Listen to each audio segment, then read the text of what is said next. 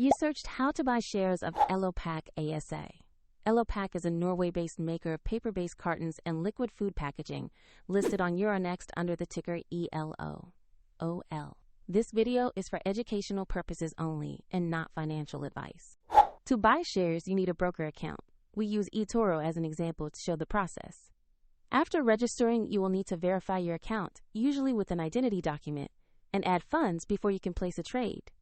Use the platform search bar and enter the ticker ELO.OL to find Elopak ASA.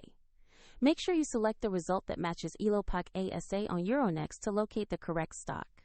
On the asset page, check the company overview and a price chart to confirm it is Elopak ASA. Verify details like market Euronext and the ticker ELO.OL so you are on the right listing.